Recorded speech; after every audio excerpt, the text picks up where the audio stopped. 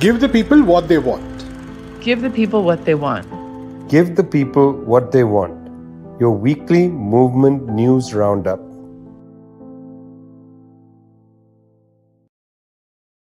Well, you're with Give the People What They Want, coming to you every week from People's Dispatch. That's peoplesdispatch.org. Editors Prashant and Zoe. Nice to be back with you again. Also brought to you by Globetrotter. That's me, Vijay. We're so happy to be with you every Friday. Every Friday, today is the 3rd of June. Yesterday, Thursday, 2nd of June. Well, I didn't want to be rude, but US President Joe Biden and NATO Chief Jens Stoltenberg had a meeting. I didn't want to be rude because I saw the photo opportunity that they had together, and it looked rather miserable to think that these two men have the fate of of the world in their hands. But at any rate, that's what it looks like.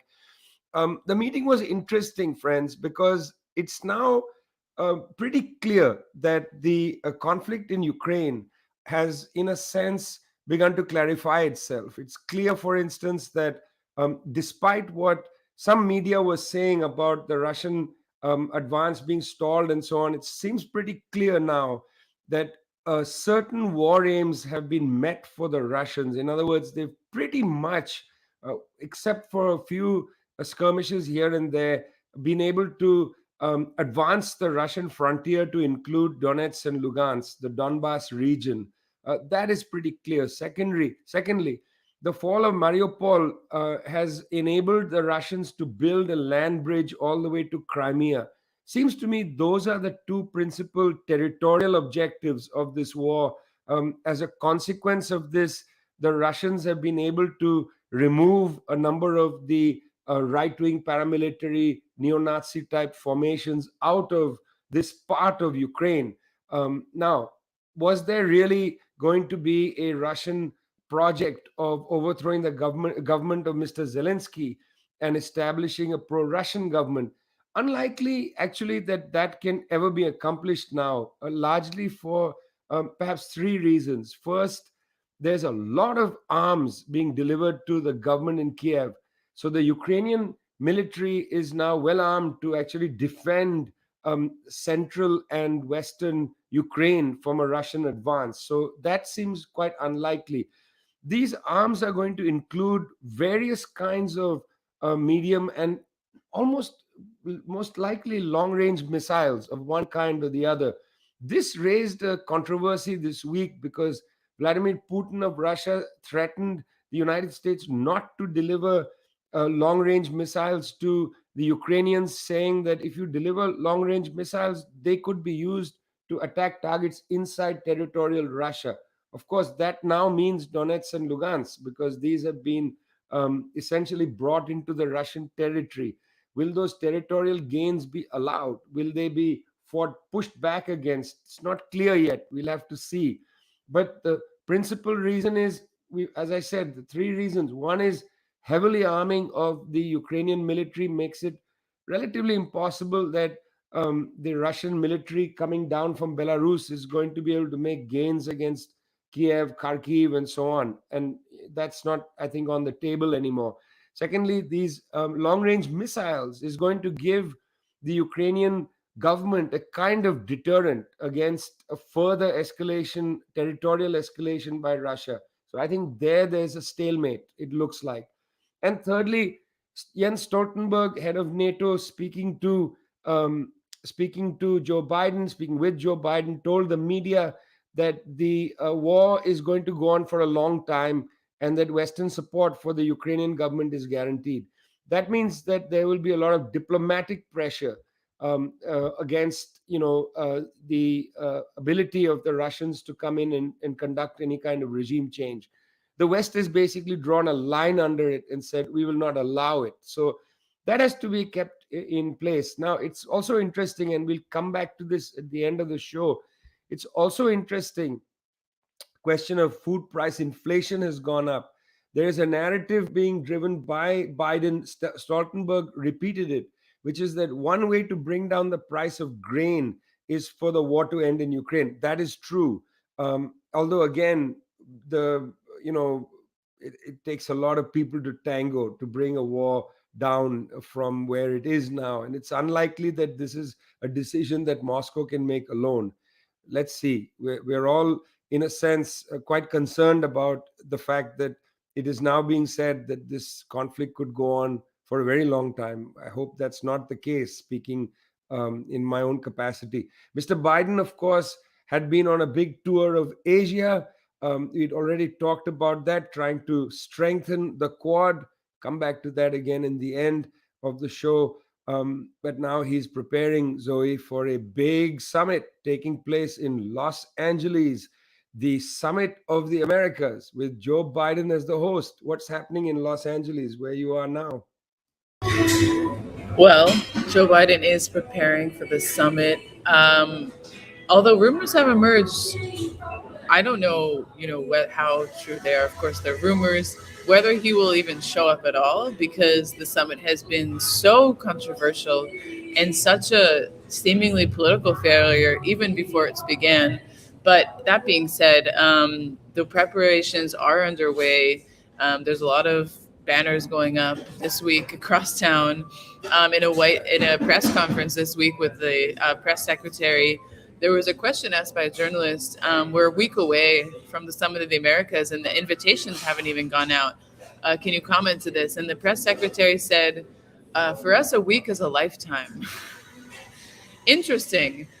Interesting. I guess a week is a lifetime for them. No need to send out invitations. We, of course, know that this is related to the very, very contentious debate over whether Venezuela, Nicaragua, and Cuba will be invited to this summit.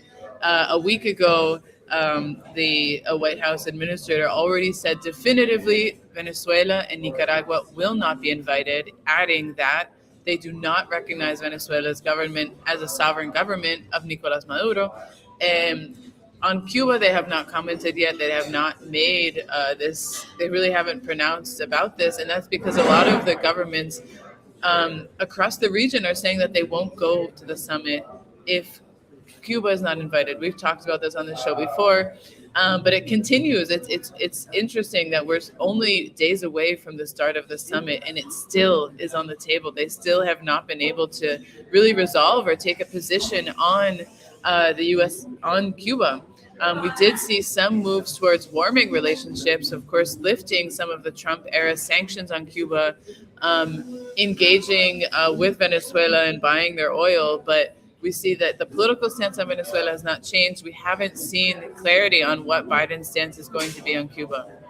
All that being said, this summit is going to happen. It's seeming like it's not going to be anything really to write home about for all these heads of state. Many aren't even sending in the end, not even because of the political boycott, but it just doesn't, it's not a high stakes place. They're sending foreign ministers, they're sending other members of their cabinet, because really the space of regional integration, cooperation is not the Summit of the Americas. The Summit of the Americas is a flashy show by Joe Biden to put U.S. democracy on display. And in this city, that's quite a tall order, given the fact that it's one of the most unequal cities in the country. There's one of the biggest homeless populations in the entire country is in Los Angeles. So really, it'll be interesting to see what kind of democracy and what kind of economic example they're trying to display.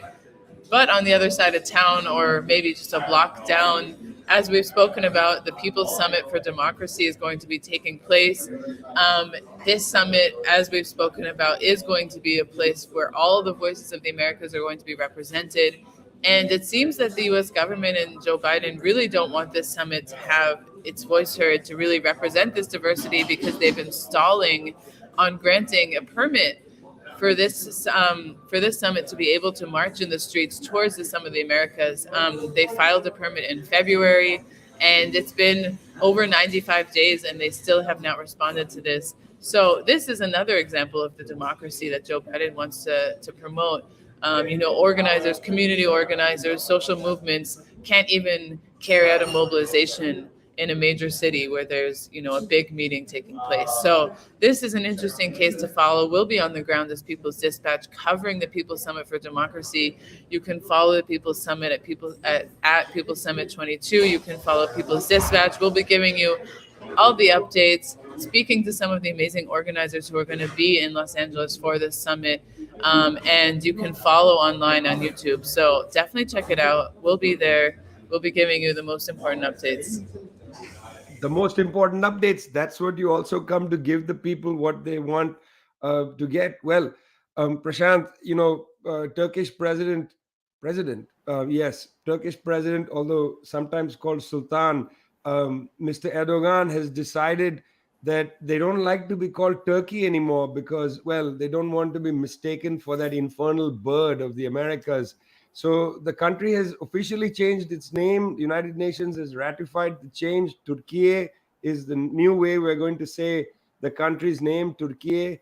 You're taking us now to see new revelations about Turkey and Syria. Uh, I just wanted to tell people that in case they're wondering what the hell I'm talking about. Turkey, Turkey, Turkey. Get used to it, people. That's how you have to say the name. So, Prashant, Turkey and Syria.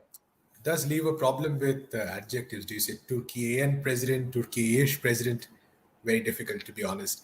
But yes, the matter of concern is more than just a name, because what we've seen in the past few weeks is Erdogan has sort of ramped up preparations to launch yet another incursion, armed incursion and invasion of Syria into regions which are controlled by Kurdish forces. And now this might be the fourth such operation since 2016. The last one in 2019, of course, I believe saw about 700 civilians killed, 300,000 people getting displaced. Very cynical attempt by Erdogan here to sort of try to deal with some of the internal issues he's facing right now by organizing, by conducting yet another invasion into these regions. There was a ceasefire in 2019 with Russia. Certain ground rules were set. Erdogan claiming, of course, that Turkish forces are being attacked in that region, which is controlled by the Kurdish forces, the YPG, if I'm not mistaken. And he said that is the reason for this fresh incursion. He's given all the usual excuses that people give in such situations. But the fact remains that what is most likely the reason for this fresh attack is going to be twofold. One, it's yet another assault on the Kurdish armed sections. I mean, whatever you say about their politics, that's an entirely different story. But undoubtedly, this will cause fresh casualties. But more importantly, it looks like a cynical land grab attempt to build, maybe housing so that Turkey can send refugees back there. And this comes out of the fact that there is a very dangerous political environment right now that is in Turkey that is created on the issue of the refugees. The general right-wing direction that politics has taken under someone like Erdogan has meant that there is a lot of xenophobia against refugees, a lot of discrimination and hatred. And Erdogan sort of seems to want to resolve this problem by, say, pushing the refugees back. And for that reason, he seems to want to take over fresh land and then build housing and maybe send around, the reports say, about 1 million or 3.5 million refugees who are currently in Turkey right now. And of course, then there's the even more cynical but common method, which is that there's an election coming next year. Erdogan dealing with a massive economic crisis. Inflation, I believe, is at 70% or something like that. And at this point of time, what works better than a war? So there's definitely that angle as well. The fact that Russia is right now already in a conflict. The United States does need Turkey's approval for Finland and Sweden to join NATO, and Erdogan has been a stumbling block on that as well. So using all this, Erdogan seeing this as an opportunity to gain some narrow political gains and causing such suffering. I think a larger point to remember here in this context is that it's important to remember the war in Syria, which people often nowadays not so much talked about. It's important to remember the very cynical role played by Turkey and the United States at that point of time, especially Turkey, which provided support to some of the most extremist elements which continue to operate in parts of Syria to this day, and caused untold violence, destroyed a country. Syria is still not recovered at all from that war. We know the role of the United States, the role it played. It had its troops still there to some extent, a very small contingent, but its troops still there. This imperialist war, every couple of years is cynically used and escalated further by leaders like Erdogan again. And it's very dangerous. Shelling has already, of course, started. We don't know when an exact operation might take place, but the degree of impunity is clear from the fact that Erdogan has been talking about it for weeks now, and nobody's really in a position to do anything about it. He's openly said that we are going to take over this land, and he seems to have a bit of a blank check here, and this is really kind of indicative of the destruction in the region that these policies have caused. So it's fingers crossed for the next couple of weeks, especially for people in these regions of Syria. It's a very serious story because that particular region of Syria, of Turkey, has seen a lot of instability ever since. I mean, now, what are we talking about? We're talking about a decade of that war, plus decade plus of that war. Terrible, terrible situation. Glad that you're following it. You're listening to Give the People What They Want, brought to you every week from People's Dispatch. That's peoplesdispatch.org. Go there to read about the story from Turkey and Syria. Go there to read about the People's Summit. It'll be your best reference on the People's Summit that you're going to get. And we're brought to you by Globetrotter, coming to you now in 61 countries in over 260 periodicals. Well, what do I say, Zoe? Below where you are, there will be an election on the 19th of June in one of the most difficult countries for progressive forces to advance. That's Colombia. Give us the update now. Opinion polls, I know, are not looking good for the left, but what are you seeing? Well, on Sunday, the first round of presidential elections were held in Colombia, and this was a very interesting and exciting day for the left. Petro and Francia Marquez, who were running on the historical pact ticket, won this first round of elections. They managed to get over 40%. The second runner-up was a bit of a surprise, Rodolfo Hernandez, who's a very strong anti-corruption businessman who has this kind of outsider, political outsider kind of platform, even though he was the mayor of Bucaramanga for the last period. However, it is not as easy as it looks. Even though Petro and Francia Marquez got over 40% in this first round, of course, this means they have to go to a second round, as you mentioned. And going into that second round is not so easy. It is going to be a very uphill battle for them to face off the right. The right in Colombia has this long history of uniting together to squash any sort of progressive expression. There were several center and right candidates in this first round. Federico Gutierrez was the favorite of the far right, of the Uribistas. He was really carrying on this legacy of Ivan Duque. He was expected to take the second spot. He did not. But him and other candidates in the coming days, it is likely that they will, express their support behind Rodolfo Hernandez. We'll see a kind of coming together of these different candidates, of these different right candidates. And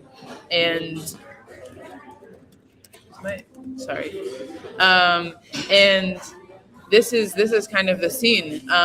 Colombia once again will have this face-off. In 2018, Petro had a similar challenge. He was facing off against Ivan Duque in the second round, and he was unable to take these elections. But people have more hope this time around because there is way more momentum behind Petro's campaign. They were able to get 8 million votes in this first round, a very strong showing. It would indicate that their vote share in the second round could increase and they could become victorious. So people are watching warily. There was also a lot of incidents of voter suppression, fraud that was happening on election day. So it's definitely something to watch out for, to keep following Colombia. Know that the incidents of political violence also greatly increase around election time. There's already been a lot of different assassinations that have taken place. And so we must continue watching. A pretty tough situation in a country where there's been a history of murder, assassination of social movement leaders, and so on. Indeed, the story will be with us, and we'll be closely watching till June 19th when the next round will be held. Um, we're going to spend the rest of the show really on food price inflation, Prashant, living standards going up. I know that in Britain they are celebrating the platinum jubilee of Queen Elizabeth II. Of course, it's also the platinum jubilee of the Mau Mau rebellion in Kenya. No such celebration of that in the British Isles. Somebody told me the other day, well, British imperialism is over. And I said, you better check with the people in the northern counties of Ireland. Zoe has just done a very good interview for People's Dispatch with a young politician from Sinn Féin. Doesn't seem to be the case that old British colonialism is has finished. That dog has some more strength. Um, Prashant, there is, on the other hand, a standard of living crisis in Britain. Tell us about that. Right, Vijay. So it's actually the United Kingdom is one example, maybe, of a crisis which is pervading throughout Europe, pervading throughout the world. Food prices, of course, being a key factor. The Britain is an interesting example also because what we've seen is that a lot of the crisis people are facing is primarily the result of extremely flawed government policies over the decades. Now the numbers are pretty damning, so to speak. If you look at inflation itself, it's around 9%, I think, which is the highest in about the 35 to 40 years, which is quite a big thing. The government's target was 2%. So keeping that in mind, that's quite much. And some of the more recent announcements have to do with energy prices and the energy cap, which is the maximum energy providers can charge customers, is expected to increase by around £800 in October. This follows another historic increase in April itself, and the estimates say that I think some close to 12 million households may be experiencing fuel poverty, where they're struggling to meet basic energy needs of their households, which itself is really shows how bad the sign is. There are record queues, I believe, at food banks. The estimates say that it's a 14% increase from previous year. Rents are definitely increasing. Food prices are increasing, and like you earlier pointed out, the governments in many parts, especially in Europe, are very easily and happily blaming everything on the war in Ukraine, sort of trying to paint Russia as a bogeyman, saying they're responsible for all this.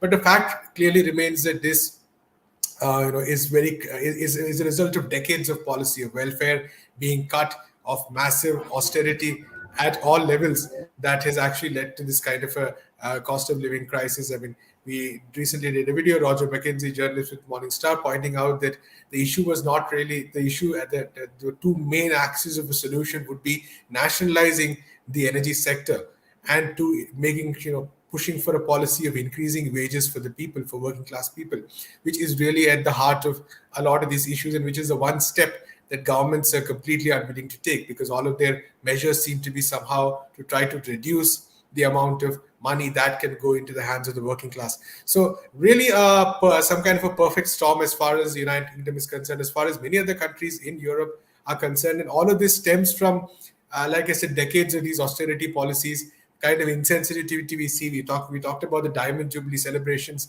the fact that people are struggling without food, the fact that people cannot afford to heat their homes, the fact that so many basic essentials are right now so difficult to access. And then on the one hand, you have the platinum jubilee, of course, and secondly, you have, say, all the scandals about whether Boris Johnson was partying or not, and that seems to be the biggest issue right now. The government sort of it did announce a relief package. There was speculation that it was trying to blunt the impact of some of the more damaging revelations against the government. So you have a government which seems completely cut off from the needs of the people. In the coming months, we're probably going to see the situation worsen as winter approaches across Europe, especially. They've in some senses they shot themselves with their own foot with the kind of sanctions they've imposed as well. So really, governments having no answer to the demands of the people, unions, organizations protesting on the streets, but the agenda is very clear for them. The demand is for a total revamp in terms of how society is structured. Well, that's the story in the UK. The global numbers are pretty stunning. Global inflation first highest in decades, about 8%, 8.7%, depends what you look at. At the same time, GDP is collapsed. GDP, last I looked, which is now seconds ago, is sitting at around just about over 2%, near 3%. That gap, the yawning gap between high inflation and low growth, is what's called stagflation. Even the Financial Times has now said we're in a situation of global stagflation. Well, this is creating enormous problems of hunger around the world. I recently read a very interesting paper with a very dull title, produced by the World Bank, produced by the World Trade Organization, the OECD, and the International Monetary Fund. These are the most important players, friends, in the multilateral trade and development world. The paper was called Subsidies, Trade, and International Cooperation. Now, I'm not expecting you to go run out and read it, but the evidence in it is interesting. What this paper suggested is that the subsidies regime that exists in the world favors developed countries, the richer countries. This is the IMF, the OECD, which is the bloc of the richer countries, the World Bank, and the WTO, saying that the current subsidy regime favors not the poorer countries that could use a little bit of help, but it favors the richer countries. Now, the reason I'm saying this is because at the WTO, which is going to have a very important ministerial meeting this month, 60 countries, including India, which actually played quite a leading role in this, have proposed a new method to calculate subsidies. Now, last year, Piyush Goyal, who's the Indian representative at the WTO, made the point that the subsidy regime benefits the developed countries, which is exactly now what the evidence has suggested from these multilateral bodies. Well, India has been calling for a revision of the formula for a long time in the WTO. It's a member of the so called G33, the African group, the Afro Caribbean and Pacific group, and so on. But the G33 is important. It includes major developing countries: China, Pakistan, Egypt, Indonesia, South Africa, and so on.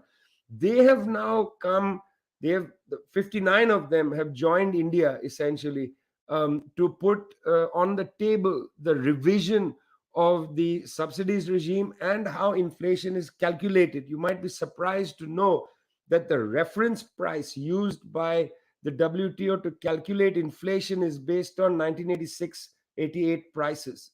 They haven't updated their price reference sheet in a long time. So that's something that these governments are complaining about. But really, the issue here is to give greater allowance for countries to utilize their food stocks and to build up public food stocks for what is known as food security. India is one of the world's largest providers of food delivery. It has to do a lot with the endemic poverty in the country. So the public distribution system, PDS, is one of the largest in the world. China has a comparable population, but it doesn't actually have such a vast PDS system. And the reason is that China has actually abolished poverty. So you don't need to be feeding people if you've abolished poverty, if people have the means to buy food. India, they don't have the means. So PDS is a lifeline in India. Because of the formula at the WTO, you can face legal sanction for so-called hoarding your food grain in order to supply your own population. You can face legal sanction based on the WTO rules. Well, the G33 is approaching the ministerial meeting this month to ask for a revision of the formula, essentially to make the claim, and I think this is important, that the subsidy regime is essentially benefits the developed countries and not the developing countries. You see, there is what's known as a peace clause in the WTO charter, which allows and protects countries from legal dispute if the subsidies breach the minimal level. It's basically 10% of the total value of production of the product. Well, I mean, that peace clause is a little bit of a defense, but it's not enough. There's a lot of pressure on governments, as we saw in the Bali meeting in 2013. A lot of pressure on governments against so-called trade distortion means that if you come in there and you try to protect your food security and don't export your grain, you can be charged with distorting trade. This comes with a lot of sanctions and so on.